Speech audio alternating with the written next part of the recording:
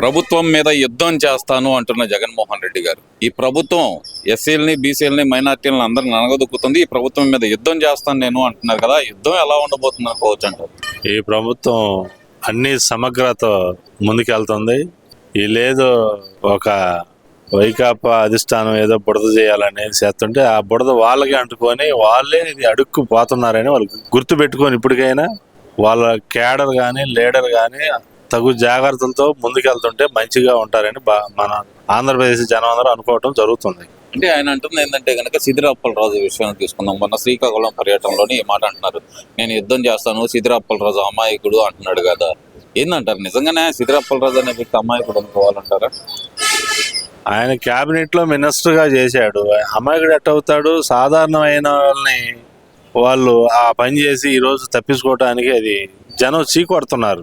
అది కరెక్ట్ కాదు. ఒక ముఖ్యమంత్రిగా చేసి ఇప్పుడు ప్రతిపక్ష నాయకుడిగా వెళ్ళి చేయటం చాలా దురదృష్టకరం అని ఇప్పుడు ఆయన అంటుంది ఏంటంటే కనుక పదే పదే ఆయన చెప్తుంది, సిద్ధిరాప్పలరాజు మీద అత్యాయతనం కేసు పెట్టి అరెస్ట్ చేయటం ఏంటి అంటున్నాడు కదా. మరి ఇది నిజంగానే మరి చిన్నపిల్లాడు ఏదో తెలిసి తెలియక యాక్సిడెంట్ చేశాడు, చచ్చిపోయింది, ఒక 40-45 సంవత్సరాల వయసు వచ్చిన ఆయనే కదా, వయసు అయిపోయింది కదా అతనికి అంటున్నాడు కదా. మరి జగన్మోహన్ రెడ్డి గారు నిజంగానే 40-45 సంవత్సరాలకు వయసు అయిపోతుంది అంటారా?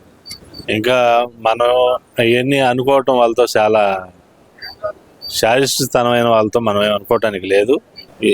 20 సంవత్సరాలైనా 80 సంవత్సరాలైనా మనిషి 20 సంవత్సరాల దగ్గర ఏమి మనకు రాదు. అతను వయసు పెరిగే కొద్ది లాభాలు వస్తాయి. అదే 80 సంవత్సరాల అతని దగ్గర మనకి కొన్ని అనుభవాలు వస్తాయి. ఆ అనుభవాల దగ్గర కొంతమంది బాగుపడతారనేది మనం కూడా ఆలోచించుకుంటే మంచిది.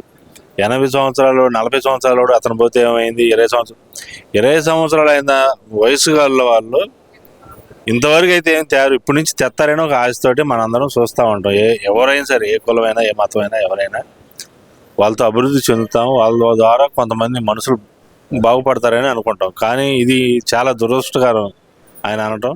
సరే, ఇవన్నీ ఒకెత్తు అనుకుంటే కనుక ఏదైతే ఎమ్మెల్యే ఆలూరు ఎమ్మెల్యే విరూపాక్ష ఒక మహిళ మీద దాడి చేసి, ఒక ఎస్సీ మహిళ మీద దాడి చేసి నోటికి వచ్చినట్టు మాట్లాడటం, అతను అరెస్ట్ చేస్తే ఇప్పుడు బీసీ కార్డు తీయటం ఎంతవరకు కరెక్ట్ అంటారు? అది ఇంకా ఎన్ని పార్టీ తరపున వాళ్ళకి చేయాలనుకున్నవి చేస్తా ఉంటే అది ప్రజలే దాన్ని గ్రహించి దాన్ని వాళ్ళు చూడాలని నేను విజ్ఞప్తి చేస్తున్నా. మరి ఆంధ్రప్రదేశ్ లో మహిళలకు రక్షణ లేదని చెప్పి రీసెంట్ గానే మన గుంటూరులో వచ్చి నానా రభస చేసి వెళ్ళారు కదా వైసీపీ మహిళా నాయకురాళ్ళందరూ. మరి ఈ రోజు ఎందుకని ఎక్కడ ఏం మాట్లాడట్లేదు వాళ్ళు? అలాంటి వాళ్ళు అనాల్సిన పని లేదు.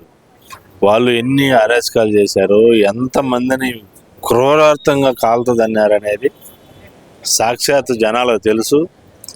అదేదో వాళ్ళు ఏదో బుడద పోసి మట్టిగాయలాగా ఒకటే ఆ చూడటం, వాళ్ళ 100 ఉన్నాయి. అంటే ఎందుకని అంటారు? వాళ్ళు మహిళలు అంటే లెక్క లేకుండా వాళ్ళ మీద దూసుకెళ్ళటం కానీ, ఇలా చేయటం కానీ, మళ్ళీ మహిళలకు రక్షణ లేదని వాళ్ళే మాట్లాడటం కానీ ఎలా చూడాలంటారు? వాళ్ళ నైజమే, వాళ్ళ అధిష్టానాన్ని నుంచి వాళ్ళ నైజమే అది నేర్పుడు ఉన్నప్పుడు దాన్ని ఎవరేం చేయలేరు. అది ఒక ఆంధ్రప్రదేశ్ జనం గ్రహిస్తారు, గ్రహించే వాళ్ళకి తగిన బుద్ధి చెబుతారని ప్రజలు అది అనడం జరుగుతుంది. కాదు, ఆయన అంటున్నాడు కదా, ఇప్పటికీ ప్రజలందరూ నా వైపే ఉన్నారు, దానికి ఉదాహరణ శ్రీకాకుళం పర్యటన, చూసి వేలాదిగా లక్షలాదిగా జనం వచ్చారు అనే మాట అయితే అంటున్నారు కదా. మరి జనం చీకొట్టారు. ఒక ఆంధ్రప్రదేశ్కి ఒక మంచి జరిగేటప్పుడు ఇతను పోయి ఏదో చూడాలనుకుంటే అది స్టేట్ మొత్తం జనం చీకొట్టారు అనేది అతను నేర్చుకోవాలి. ఇవన్నీ ఒక ఎత్తు అయితే కనుక భోగాపురం ఎయిర్పోర్ట్ నేనే కట్టాను, నాదే క్రెడిట్ అంతా అంటున్నారు కదా మరి జగన్మోహన్ రెడ్డి గారు, నిజమేనా అది? భోగాపురంలో వాస్తవానికి నేను 2016లో వర్కర్లను పెట్టి పనిచేసి వచ్చాను. 2016లో వర్కర్లను పెట్టి పనిచేసి వచ్చాను. నేను ఎవరి ద్వారా వెళ్ళానంటే ఆ రోజు కేఈ కృష్ణమూర్తి మినిస్టర్గా ఉంటే వాళ్ళ అనుసరుడు అక్కడ కాంట్రాక్ట్ తీసుకొని ఉంటే, నా వర్కర్లు రాయగడలో ఉంటే అక్కడికి వెళ్ళి వాళ్ళు తీసుకొచ్చి అక్కడ వదిలిపెట్టి నేను భోగాపురం ఆ రోజు బాగా తిరిగి వచ్చాను, చేశాను. 2016లోని పనులు అప్తంగా అది 30 అడుగుల షెడ్డు 20 అడుగుల హైట్లో బిక్సర్ అయితే గోళ్ళ కట్టాలంటే మా వాళ్ళు చేస్తారా చేయలేరని నేను అన్ని పరిశీలించి లాస్ట్ పని పెట్టి ఆ పని స్టార్ట్ చేసి వచ్చాం.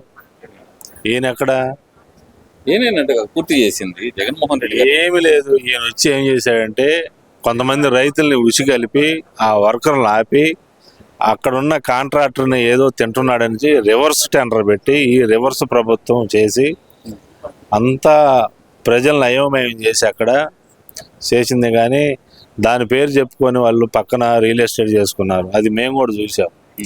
అవన్నీ కాకపోతే ఏంటంటే కల్లుగుపురు మాటలు చెబుతా ఉంటారు. ఎవడు పబ్బం వాడు కప్పుకున్నట్టుగా.